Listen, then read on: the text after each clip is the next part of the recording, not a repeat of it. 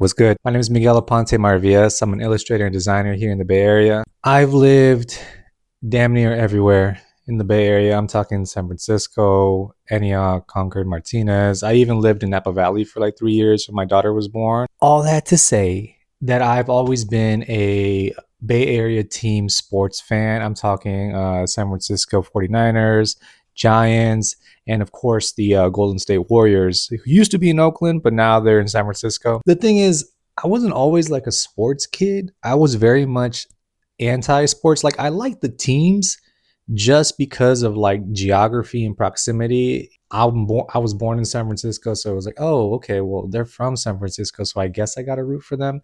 It wasn't until like I got into like high school and like middle school. I would say more high school, end of high school, that like my friends, my boys were like super into sports, and it was just kind of like one of those things where I slowly started watching sports because of them, just because of proximity, because like if I want to add to the combos, I got to start watching these sports. And then I ended up falling in love with a lot of them. Tangent aside, I want to draw an illustration today about one of like the Bay Area sports legends, Steph Curry. I mean, what can you say about Steph Curry that hasn't really been said? I mean, like the dude's dope, man. Like, dude's going to be a legend. I mean, he's going down the Hall of Fame. Like, I mean, I really can't say much that hasn't already been said about the guy. I wanted to really make like a sports illustration, and he was like the first person that came to mind just because of, who he is. So I'm probably going to put some like B-roll or time lapse of me drawing it because the illustration is already done, and kind of me walking through my thought processes of how I came about the design slash illustration idea. So first is the sketch. The sketch is probably like where you are the most creative, I feel like, because you are starting with a blank canvas and you can really just go anywhere you wanted to. So one tip that I always use is photo references. If you guys don't use photo references for your illustrations, like what are you doing? I feel like there's different ways of going about having photo references. I've seen some illustrators, some artists like take photos of themselves in all these photos. And it's just funny, like them looking through like their B-roll of them and like in these awkward poses. I will do that if it's something uber specific, but 9 times out of 10, I can find almost every reference I need for a pose through like a stock image site like Getty.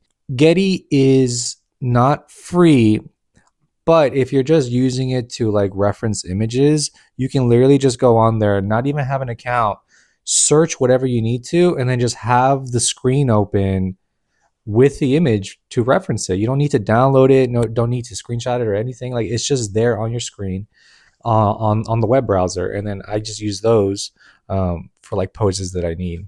I feel like everybody draws Steph shooting threes, and I mean, like I get it. Like how can you not? Like that's literally what he's known for. I wanted to keep the basketball within his frame to not have it like to not, I guess, have an additional element to play with, because I know I wanted something in the back, like type or something, as like a backdrop. So I didn't want another element, which was the ball kind of floating around that I had to work with.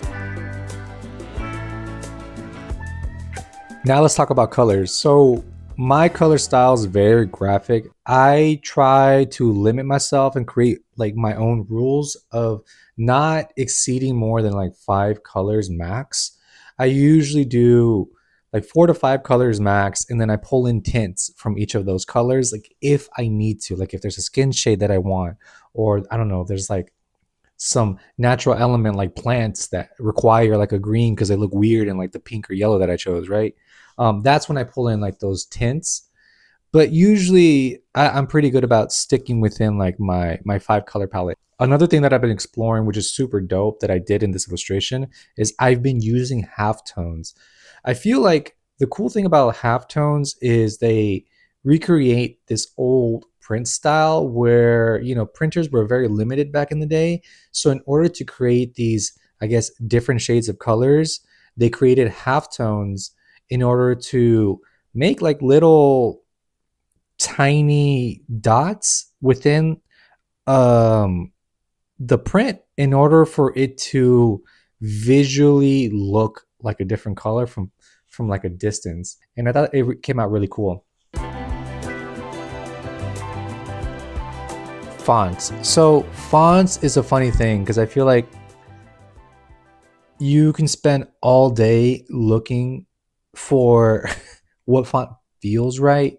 But to me, I have like 5 to 10 like foundational fonts. I feel like if you're so I focus more on illustration than design. But the cool thing about being illustration is that typography is not so much the focus of my body of work as much as the illustration is. So for me, having just like a quick foundational setup of fonts is like more ideal for me because I can quickly just use these fonts and it not only looks good, but it allows me to just execute this idea. And then if I feel like, oh, this basic font doesn't look good, I can probably just do the extra work to search for a new one. But I can create, let me know if you guys want to see a video on like 5 foundational fonts that every creative needs in their arsenal, and I can definitely link some up. I'm hoping to create more of these videos where I just kind of break down and show what I do creatively.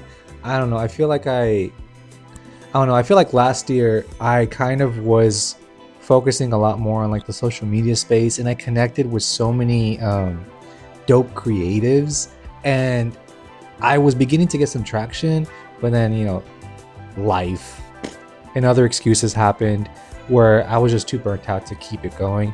But this year I'm gonna really try my hardest to just be as consistent as I possibly can, because I feel like having that community of creatives was so cool when I did have it, and just people sharing kind of like their insights. Hey, this worked for me, I did this or whatever. And I kind of want to build that space again for people to not only connect with me, but just connect with each other in the comments, because I saw a lot of that too in my socials. I don't know, man, it was just dope, a dope feeling. And plus, man, I just like sharing my stuff. So anyways, go ahead and follow me on socials if you guys are interested. And with that, catch you guys next time.